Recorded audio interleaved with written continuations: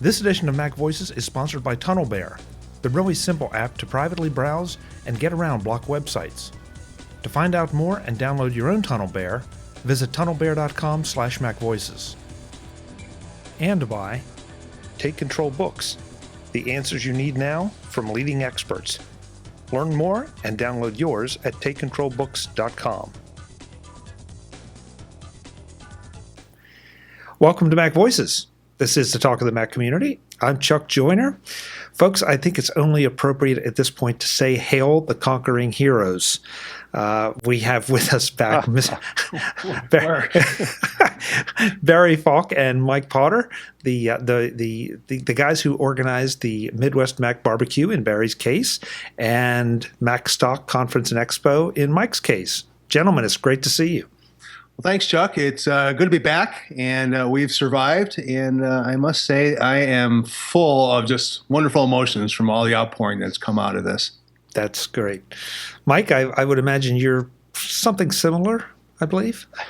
Very similar. I was thinking as you introduced the Midwest Mac Barbecue, it should be the Barry Fulk Midwest Mac Barbecue. That's really what the title should be of that one. If it was just me, it would be a lonely party. It was all of you guys.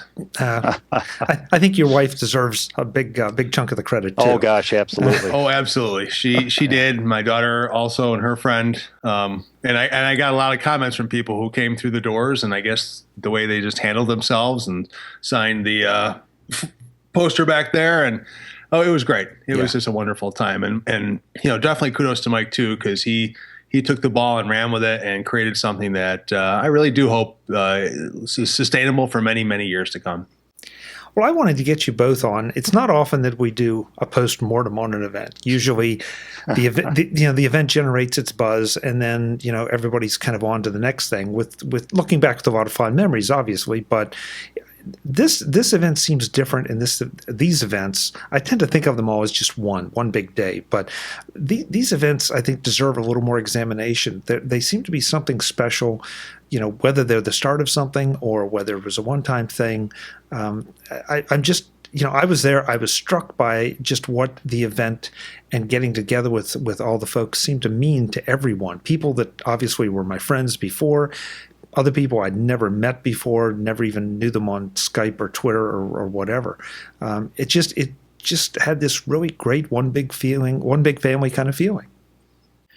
Yeah, it really did. And I think the one thing that I keep thinking about is that it really is just an extension of the user group community, of the podcasting community. It was taking these different groups of people who don't ordinarily interact with each other on a day-to-day basis and bringing them all into one room, bringing them all to the barbecue and letting them do exactly that. And I think that's really what made this a special event. And if I have one comment here actually from, let's see, where do we go here? I'm just going to go ahead and mess up your entire editing process here, Chuck. Oh, that's all right. We just won't edit anything, Mike. We'll just let it roll. This actually came from the mymac.com website. They just posted a summary of the event over the weekend, really. And this was written by John Biggers. And he said, from start to finish, the conference proceeded with the efficiency of a well-oiled machine, especially lunch. Now, here's one thing that I wanted to do. You need to ask people about their dietary concerns. You need to ask them about any special needs they have. And here's someone, John specifically, and he wrote about this in his blog, so I'm sure he doesn't mind my mentioning this.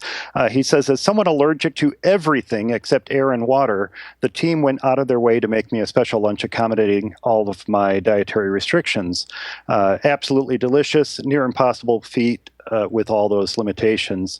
And then he goes on to say the overwhelming sense of community made me feel welcomed immediately. And I think that's really the big takeaway from this, is that sense of community that we hoped would find its way throughout the entire day from MacStock on up through the barbecue is really what people took away from the event.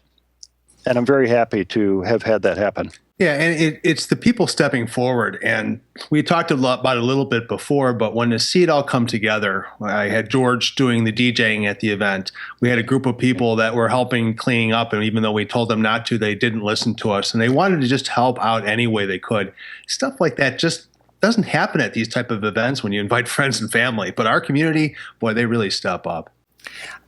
It's Barry, in some ways, you were the second half, and you had some advantages to creating the family atmosphere because it's a picnic and or an outdoor barbecue, and there was alcohol, so that that helps. Doesn't hurt. But Mike, I mean, from the moment we walked in the door, it had that feeling, and so it just made it that much easier for it to carry over to Barry's thing. And I say that not taking nothing away from the barbecue, but more just the idea that it was a conference, and it by its very nature, it has to have a little more formal structure, Right. or it wouldn't work at all. And yet, yes, it was formally structured, but it didn't feel that way. Everybody just seemed to want to be in the room, and those people that wanted to talk about something else, yeah, they stepped out for a little while, but they came back in, and it just all worked. Yeah, that was kind of the point of the day, was to give people that opportunity to network and socialize outside of the speakers' presentations, but also to just kind of be there and really just have a good time. And that everyone did is just so gratifying to me. And I'm also gratified, I should say, that people felt it went that it came off like a well-oiled machine. Oh, Mike, I got to interrupt you and tell you, I've gotten so many compliments about the way you ran that. Unfortunately, this is the one part that I did miss, right? Because I was preparing for the barbecue. This year. This year. And people would come up to me and they would, in all earnest, ask me, so how many times has Mike done this before? It went off so smoothly. I'm like, this is the first time that I'm aware of. And you really managed to handle all the logistics, the food, the transportation, the rooms, the audiovisual. Unbelievable. I mean, Mike, you really need to be given some serious cred for that. Yeah. Well, I have to give a lot of compliments to the volunteers, everyone who stepped forward and said, we want to be there, we want to help you throughout the day. When they were asked to do something, they hopped right on it and did it, right? And then, of course, she may have taken a more of a backseat role at the conference, but my wife really deserves a lot of kudos as well, because she was there, my daughter was there, my wife has been to plenty of conferences, and I leaned on her experience in those conferences very heavily to make sure that we held a conference that felt like a conference and didn't just feel like people gathering in a room. And of course, I've been to tech conferences. What I expect of a tech conference is a lot different than what my wife expects from the types of conferences that she goes to. So it was a nice blending of these experiences that really made it a complete day, I think. I'm so glad you brought up the volunteers. They were dressed in bright lime green shirts, and so they were very easy to spot. Yes. But they just seemed to cater to anyone's needs, anything that needed to be done, any questions that came up. I didn't hear a single complaint about anything. I mean, nothing. It works so well. And that's just shocking, because that just doesn't happen in today's world. Wow. You set the bar very high, Mike. Well, yeah, exactly. This was, it was a trial run. It was a dry run. And I'm glad we had the attendance we had. It was a decent number of folks. We had about 100 there, which was a great size audience. And I'm going through the videos now. I'm going through all the footage that we shot, and I'm editing it. And I can't tell you how much I'm enjoying actually getting to listen to the presentations because I wasn't there. I was running around taking care of things. So it's really fun to listen to the presentations. It's fun to listen to the banter between the speakers and the audience and the speakers. And everyone felt like they could chime in if they had something to chime in with. There were a couple 14-year-olds there who are going into programming, and they were one of the first to chime in with an answer when I think it was Dave Hamilton was answering a question about importing email from Eudora, and they looked it up and said, yep, you can absolutely do it. So I'm glad that everybody who was there felt comfortable to interact the way that they did. Yeah. And as a speaker, I appreciate so many little things about the way that you handled it on site. We knew what our schedules were, but for the transitions between speakers, when one speaker would have to, tear their laptop down and another one would come up and hook up and all, right? There was no waiting. I mean, you had announcements, you had some giveaways, you always had something in between, so it never felt like there was those awkward pauses that happen so often when something may go awry or may just take longer than expected. Well, I wanted to make sure that it continued to flow throughout the day, even throughout lunch. One of the things I enjoyed doing was just walking around amongst the tables and greeting everybody and making sure that they were having a good time. And I know Barry did that at the barbecue too, just reaching out to folks and saying, hey, thanks for coming, because without them, we wouldn't have had a conference or a barbecue. Right. One other thing, too, that happened at lunch that I thought was really interesting, it's such a natural thing. You have friends there. You haven't seen them for a while. Usually, in spite of everyone's best interests or best efforts, they get together and, talk amongst themselves. And this time, everybody seemed to spread out. And you were eating lunch with people you hadn't met before, or maybe you knew only in a passing fashion. And I really loved that because it led to some very productive and very interesting conversations, as opposed to, that inevitable update from friends. And then after 10 minutes, you're just talking about the same old thing. Right. What was exciting about lunch, too, was having Guy and Gaz over there pretty much podcasting the entire time. From the moment they set up, they ate lunch at their podcasting table. And so it added a nice interactive atmosphere to lunch. And maybe that helped encourage people to reach out and talk to folks that they wouldn't have spoken with otherwise. Yeah. I do want to make sure that folks understand the sessions were videoed, and you are working on those now, and they will be available. Yeah. That's not a well, when you're going to get them up, because I know how that is. But they will be available on the MacStock website. Yes, absolutely. They'll be on the MacStock website. I'll set up a YouTube channel. And a couple of the early videos, we had some technical difficulties with them. The first 5 minutes of Guy's talk, the audio was a little muddled. But, I'm just making the best of them that I can. Allison and Steve have contributed their video because there was a bit of an underexposure issue with theirs. So really, even after MacStock, it's still the contributions of the folks who spoke and attended that are making the aftermath, if you will, possible as well, too. That's no big surprise to me. Just the way the whole thing worked. So we wrapped up MacStock. Then everybody got in whatever vehicle they were assigned to or could, and went to Barry's house. And I had no idea. I mean, I saw the pictures of your backyard, Barry. I had no idea what to expect, but you pulled up and there's that huge Midwest Mac Barbecue banner out front, and it's like, whoa, this is going to be interesting. Well, I didn't want anybody getting lost. And the neighbors didn't complain? I mean, it all worked out wonderfully. Well, I actually did invite them ahead of time just to be on the safe side. A friend of mine basically created that logo for us, and it was really great. And he said, if you're interested in doing some banners, here's a place that I've used, and they were great. Sent them the artwork. I got a little crazy. It's 6 foot across by 8 foot long. And because of the sheer size, it actually came out a bit pixelated. So he redid the graphic and made it as big as possible. It was this 20 megabyte file, excuse me. And it came out, I thought, really, really well. And so that was really good. And then we just wanted the flow to come in through the house to start to greet people. And then hopefully everybody enjoyed the setup we had in the back. I did kind of take some risk aversion by putting up a tent, which ended up being a good thing. We did have some storms roll in there in that evening. But as far as I know, and you guys can probably speak to it better than I can, but it sounded like the tent was bone dry and everything worked out well in there.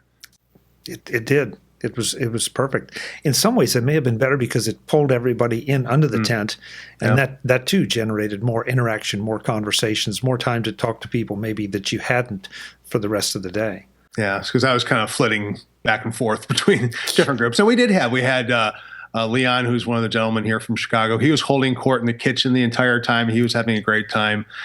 We had Guy and Gaz reset up in the dining room and did the next week's podcast, which I believe was released the end of June, for the kind of second half recap of MacStock, as well as some of the events there. And then the great thing is people then joined in and just sat down, and at some point we just took it over. Yeah. Yeah. I heard about that. They literally walked out of the house. Yes. Guy and Gaz both walked out of the house and just threw up their arms to it and said, "All right, guys, it's yours." I think it was Dave, Allison, and I took it over for a while, as we were wanting to do. So, but again, that's that part of the community. We had people come and sit at the third chair, coming and going, and that was the great thing, right? It was really not any type of separation. We encouraged people to come in, say hi, and we met so many great people that way. And I think the only thing that probably was sad was that it couldn't be longer or more days, because there was just so many people to see. At least for me, I didn't really feel I had a chance to talk to anybody more than for a few minutes at a time, but that's okay because I know other people did. Sure. And whenever you're a host, I mean, that's just kind of the nature of being the host. You're trying to make sure it all runs properly. Yeah. But you mentioned the fact that people didn't pay attention, and they ended up washing dishes and doing everything. I didn't stay the whole way to the bitter end, but I had the sense that that carried on into the night as much as it could, given the rain and the tents and all.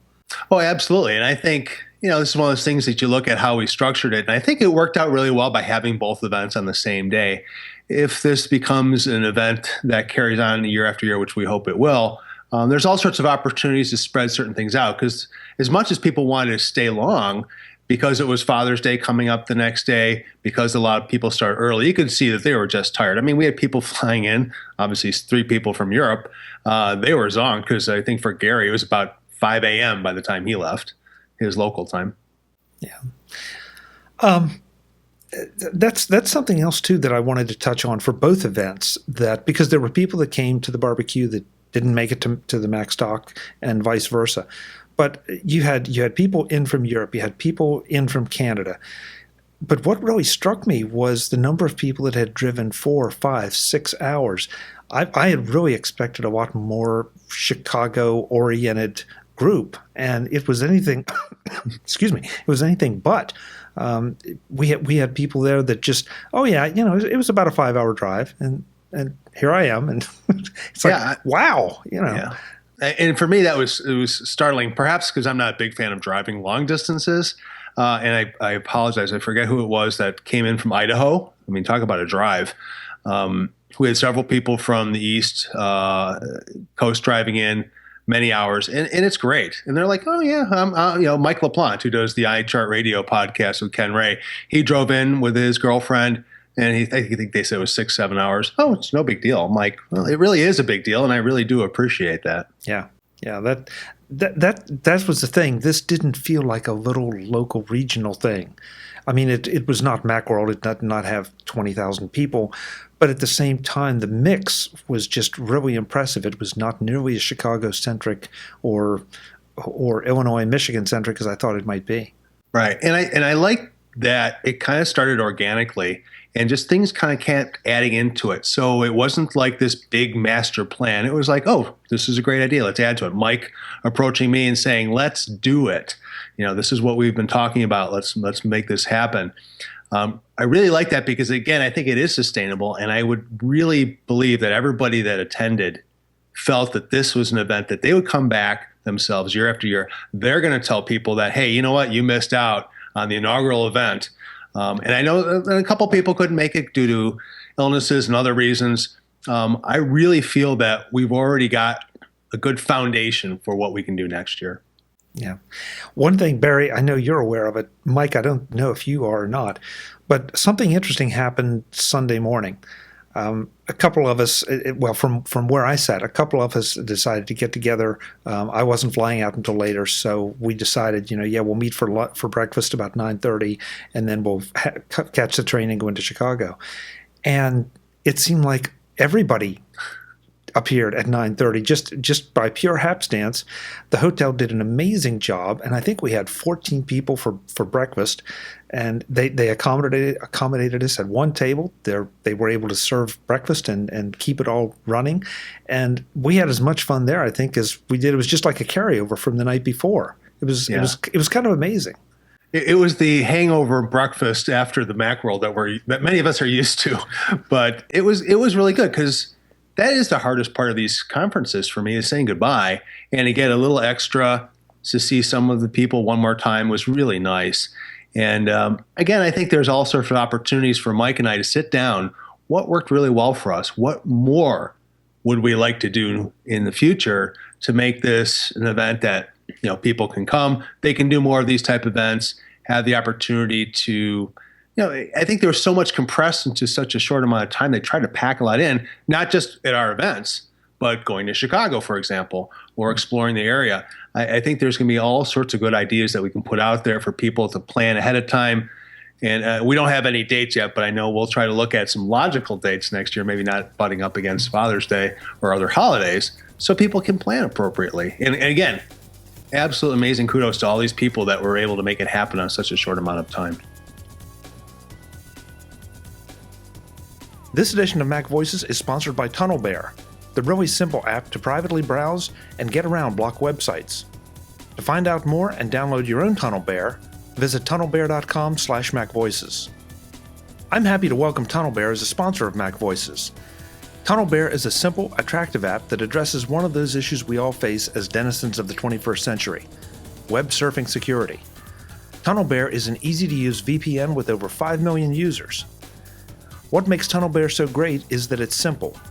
With just a click to turn it on and turn it off, you can browse the internet in complete privacy, get around censorship, and unblock websites. So what's a VPN, I hear you ask? That's geek speak for a virtual private network. What it means is that what you send and what you receive is encrypted, so it can't be seen by governments, ISPs, or anyone else, especially the bad guys. Most VPNs can be a challenge to set up and maintain. I've seen tutorials out there for the roll your own VPNs that promise in 14 steps your VPN might work. Right, 14 steps. With TunnelBear, you just install, click, and you're protected on public Wi-Fi or while traveling. And TunnelBear has apps for your Mac, your iPhone, your iPad, and even a Chrome browser extension. So one solution addresses all your web surfing privacy concerns. TunnelBear is affordable too, with a free option to get you started, and several tiers that will address how much secure web surfing you need. And in today's world, you need a lot. Find out just how easy web surfing security can be by visiting tunnelbear.com/MacVoices and downloading your very own TunnelBear right now. You'll be amazed at how simple and easy security can be. That's tunnelbear.com/MacVoices to try TunnelBear free and make your web surfing more secure.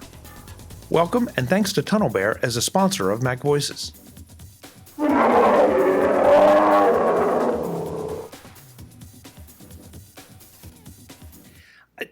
We've talked a lot about the community here and how it all worked, and I'd like to ask you both kind of why.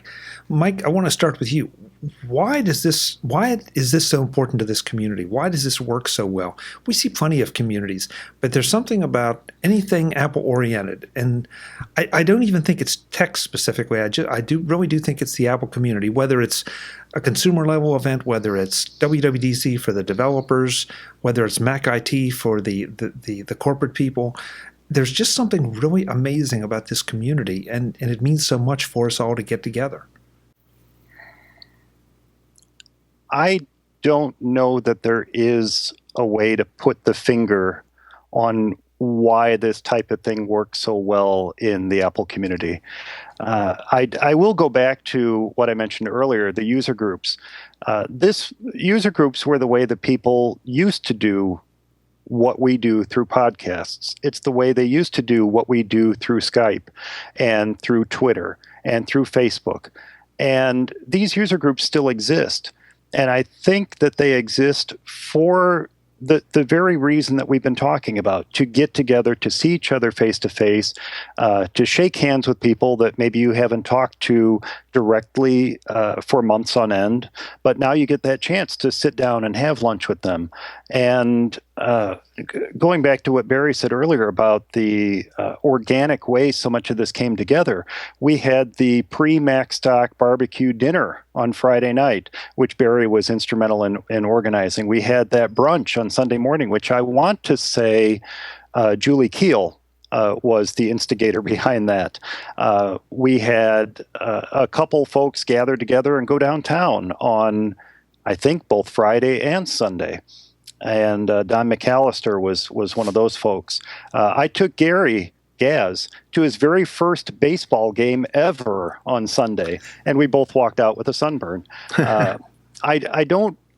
I don't really know that you can pinpoint why the Apple community is so special in that regard, other than to say it just is.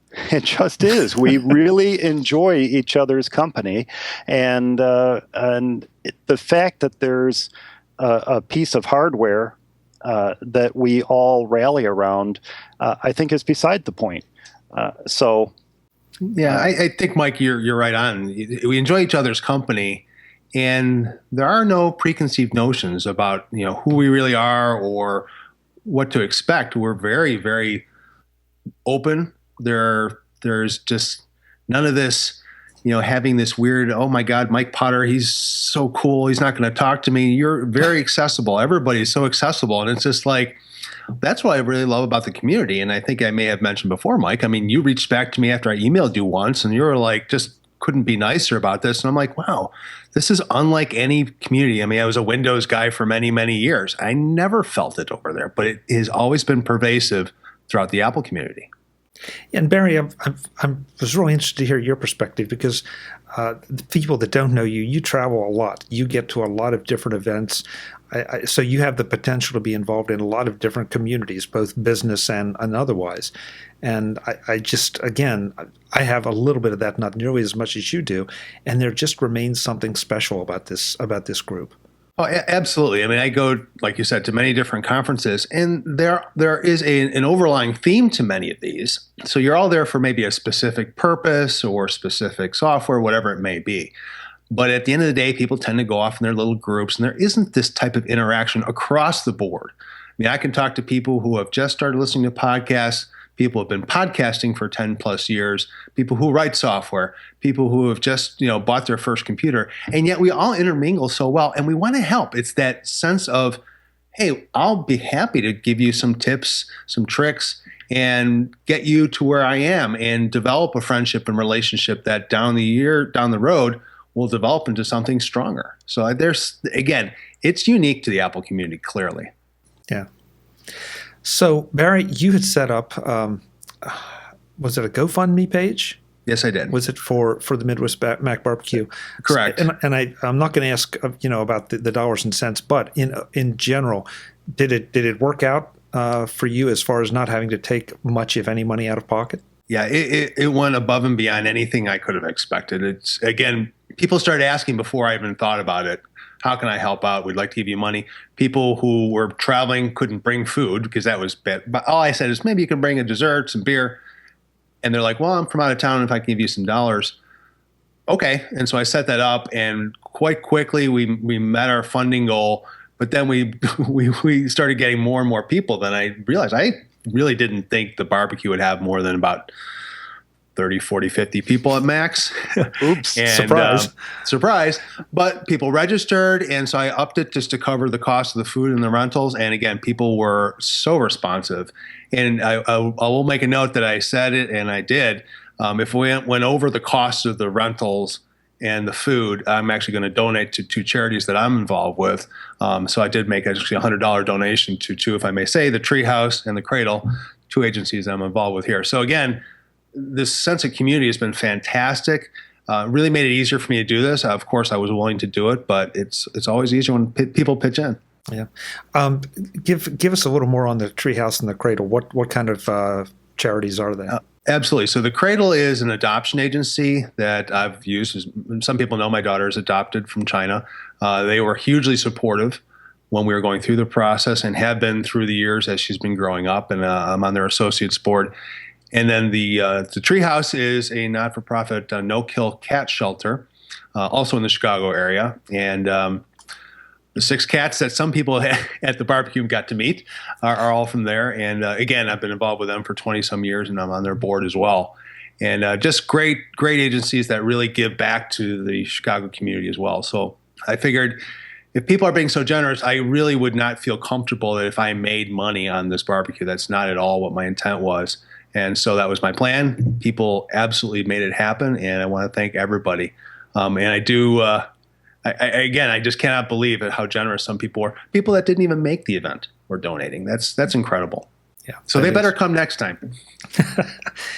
And Mike, from your side now, the MacStock Conference and Expo did charge an admission fee, which is absolutely appropriate. I was so glad to see that. So that's the first thing. And you also had some sponsors, and I want to make sure we give them a little extra time here because it absolutely could not have happened without them as well. No, absolutely. And a lot of the sponsorships were such that it wasn't about getting money from the sponsors. It was about making the day just a really great day for those who attended. So folks like ProSoft Engineering donating Clean Exit software for everybody who attended. We had the giveaways from McCallie, which were there. Let's see, OWC, of course, was there, and they were a huge sponsor of the event almost since the beginning. We had, talk about from the beginning, Screencast Online. Don McAllister was there the very first day we launched the website and said, hey, I want to help support this event and make sure that it happens. We had Route 47, Taxi and Transportation. They provided the speaker transport both to and from MacStock to the barbecue, which was fantastic. Corel Software donated a copy of Aftershock 2 to all of the attendees of the event. And let's see, who am I leaving out? Boink Software had some just absolutely knocked down fantastic giveaways for everyone who attended, including Boink's TV, which I think you both know is a $500 piece of software, and we had 3 copies of that to give away. So all of these organizations help make it a great day for the attendees. Yes, we did charge admission, but there were fees to have the conference center to cover the cost of lunch, the T-shirts, and like Barry, my goal here wasn't to necessarily make money on the event. My goal was to just make sure that we put on a great day for everyone who was there. And believe me, anyone that watches this show regularly knows I'm a huge proponent of paying for what you get. You just can't expect things like this to be free. If you do, you're not being reasonable.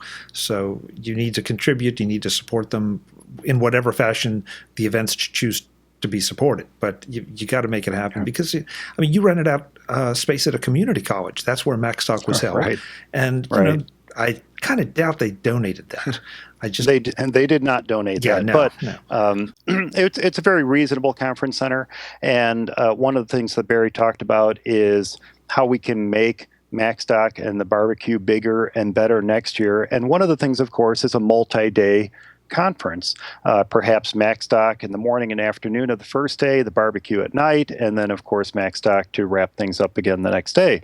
That would be something that we could do. I'm getting a thumbs up from Barry there. And some of these things that organically happened, we can more formally schedule the pre-MacStock and barbecue dinner, the brunches afterward, the trips downtown, things like that. We can make part of the schedule if we have a true multi-day event. But one thing that I've been thinking about quite heavy, I've already been thinking about next year. Okay, let me just put that out there. I didn't ask, Mike. I want you to know. One of the things I've been thinking about quite heavily is how to ensure that the ticket prices are still reasonable. And I think that's what made it possible for a lot of folks to come from as far away as they did, is that we had very reasonable ticket prices. And even if we do bump it to a 2-day event next year, how can I keep those ticket prices reasonable so that as many folks who want to can come to the event? And that's one of the top things on my list to accomplish for next year. This edition of Mac Voices is supported by Take Control Books. the answers you need now from leading experts. Take Control books are a great way to have some of the best authors in the business help you focus on getting more out of a particular program, service, or task. In Take Control of Dropbox, Joe Kissel updates his already excellent guide to the popular cloud sharing service that can help you sync and share data, photos, application settings, and more across your Mac and iOS devices. Charles Edge has updated Take Control of OS X Server for OS X Yosemite, making it easy for you to tap the power of a server for your particular needs.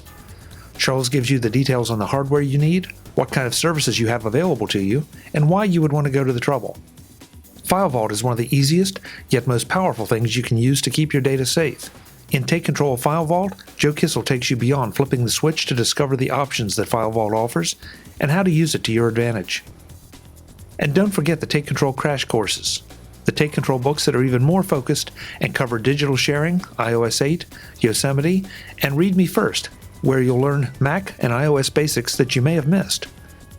Visit Take Control Books to pick up all of these and more from authors like Tanya Angst, Michael E. Cohen, Josh Centers, and Kirk McElhearn. Take Control Books, the answers you need now from leading experts. Thanks to Take Control Books for their support of Mac Voices. I guess I'm with you. I think that's a great objective. I was shocked. I mean, I walked in and you handed us a T-shirt, which was terrific, but it was certainly not expected. There were so many just little things. Yeah, there you go. Yeah. There's one like that hanging in my closet. Just that kind of thing to make it a welcoming thing, make it something you would remember. But, it does all cost money. So you got to recognize that fact, folks, and support it. As I say, when the event decides how it wants to be supported, you got to jump in and do it.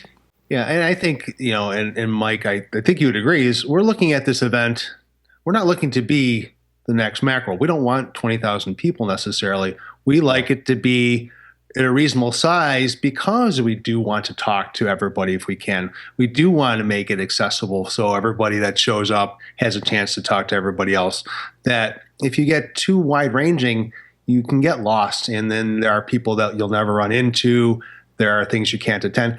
I don't think that's our intent, and I almost look at this whole event, if you're looking at at MacStock and the barbecue, as a rebooting of a type of conference that we think in the Midwest would work really well. It's certainly easy enough to get to Chicago and provide that type of event that people do want to go to. You can make it a destination. You go to Chicago for a couple of days. You go to our event for a couple of days and really look forward to it. And I know I've already gotten people asking me how can they help for next year because they either want to speak at the event or they are interested in saying, you know what, we love the barbecue concept. How do we expand and do maybe 2-night events, a cocktail reception before the event, for example. I mean, I love the fact that these people are coming out with these ideas. We've done it once, and they're so excited they want to do it again. Yeah. I already had, I should say, about a day after the conference ended, I had an email from someone who said, put me down as your first pre-registrant for MacStock version 2 next year. So not more than a day passed, and I already have my first attendee for next year. So there you go. It was, you had, folks, if you weren't there, I'm sorry, because, we're making it sound just fantastic. And the thing is, it absolutely was. And so if you didn't make it, we're sorry you didn't make it. If you were there, you know what we're talking about. And I hope that you both can pull off some variation of whatever you decide to do with it next year and have it, if it were half as successful as this one was, it's still a huge success. And I have an idea that neither one of you would be satisfied with that.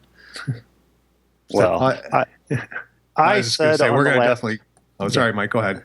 Well, I was just going to say, I remember saying when you had us on before, Chuck, that if only 10 people showed up, I would be thrilled. Well, we had 10 times as many people show up, and I'm elated. And if next year were just 100 people again, I'd still be elated. That's a great size crowd. And again, like Barry said, it allows both he and I and the folks who attend to really get together and see everyone else who's there. You don't feel like you're missing out on anything because you have had that opportunity because of the size of the conference to meet and greet all those folks that you want to. And I think that there's a certain size at which that becomes a bit hard to do. But I don't think it's unreasonable to say that if we did have double the number, if we had 200 people, that it still would feel intimate and community-minded. Yeah, definitely. Because of the community that we're talking about. Yeah. Yeah, absolutely. Yeah. Well, I think you both deserve a little bit of rest and maybe a little bit of downtime. And but I congratulate you both on just two fantastic events, or one big fantastic event, depending on how you look at it. I know if you do it again next year, I will definitely look forward to it, and I will definitely be there. Well, great, thanks, Chuck. Appreciate that. Barry, as I always do, where can folks find you when you're not running the barbecue and not running ice and putting up tents and all? and again, thanks to people there. I had people bringing ice on a regular basis as they were arriving. It was like so well timed. The people that were just arriving again would text me and say, "What do you need?" And I'm like, you know what, a bag of ice would be great. And sure enough, 5-10 minutes later, I guess we actually ran out. The local grocery store ran out. But so they can find me on Twitter. What is going on? I know. It's a little rinky-dink town of Chicago here. So on Twitter at FulkB is the best place to get a hold of me. And I will be also updating the Midwest Mac Barbecue website with links to photos. And I'm sure Mike and I will start to put something out there in the next few months about potential dates to save. Great. Mike, I know you do one or two other things when you're not putting on MacStock Conference and Expo. I do. I have the Mac podcast I've been doing for just about 10 years now, as I mentioned at MacStock. There were a lot of 10-centennials there going on this year, Allison included, and Dave as well, Dave Hamilton. But that is at 4maceyesonly.com. Barry, of course, is a big part of that as well. MacStockExpo.com. Will continue to be live. I just posted a whole series of photos there and have had other folks contribute some photos that I need to get on there as well. And on Twitter, I can be found... Finally, by the way. At... Mister, I'm never going to go on Twitter because I can't do everything in 140 characters. I can't do everything in 140 characters, but I'm getting used to it. For Mac Eyes Only and MacStock Expo are my two Twitter handles. And I've been spending more time on MacStock Expo, and I'll start shifting that back to For Mac Eyes Only, and then shifting it back again depending on what's going on in the world. Great. Yeah. Well, I look forward to seeing you both again, wherever our paths cross, whether it's in Chicago next year or wherever. And you're both always welcome here on Mac Voices. So anytime you have anything to talk about or want to come, just all you have to do is let me know. All right. Thanks, Chuck. Okay. Thank you so very much, Chuck. I really appreciate your support of this and for coming out and speaking at MacStock as well. It was absolutely my privilege and my pleasure. Couldn't have had a better time. Couldn't have had a better time. It was great seeing you again, Chuck. Thank you so much for coming out. Yep. So, Barry, Mike, we'll see you next time. All right. Folks, watch the MacStock Conference and Expo website. And, of course, anytime that I hear anything about what these two are planning, I'll make sure to let you know as well. And we hope to see you back wherever and whatever they're doing next year. little plotting, Mike? Is that what that was? Little plotting. Until the next time, I'm Chuck Joyner. This is Mac Voices. Thanks for listening.